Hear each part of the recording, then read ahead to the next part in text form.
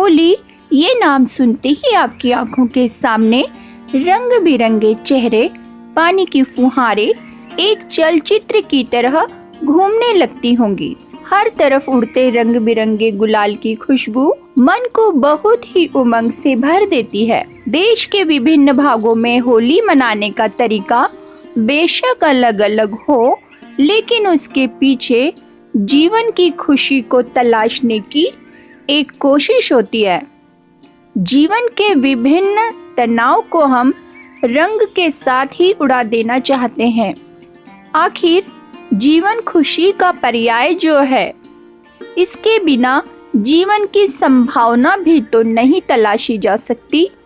लेकिन क्या वास्तव में होली जीवन को एक नई दिशा देती है? क्या होली से जीवन खुशियों से भर जाता है?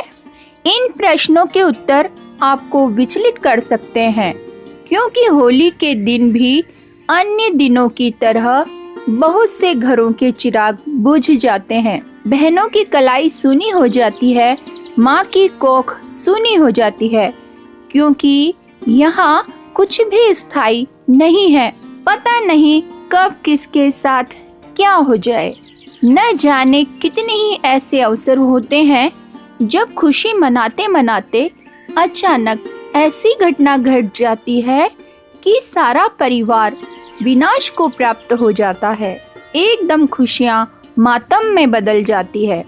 इसी विषय में नानक देव जी कहते हैं कि न जाने काल की कर डारे, किस विधि ढल जा पासा वे, जिना के सिर पे मौत फड़क दी, उन्हा दुख ऐसा हासा वे। इसी कारण संतों ने हमें वास्तविक होली मनाने के लिए प्रेरित किया, जिससे कभी खुशी में भंग नहीं पड़ता। जैसे किरका जहर का रंग होरी हो, कहो कौन तिस खावे राम रंग होरी हो।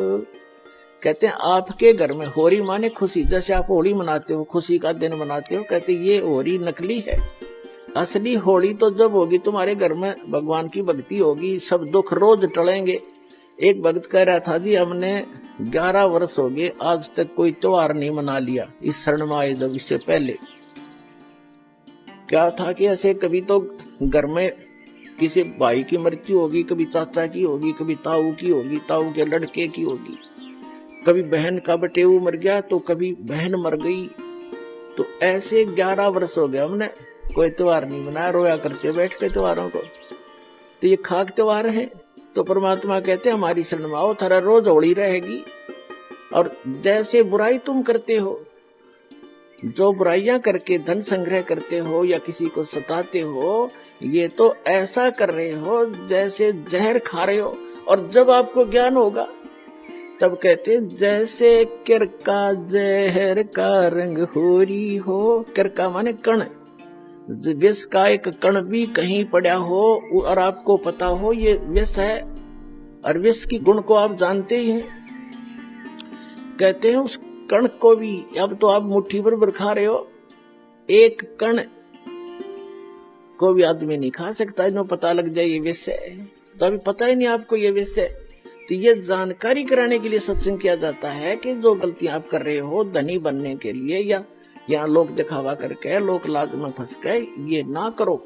और आपने यहाँ भी सुख मिलेगा। इस कबीर भगवान की शरण में आ जाओ। ये आपका पिता है, ये समर्थ है, आपके घर में सारे सुख देगा।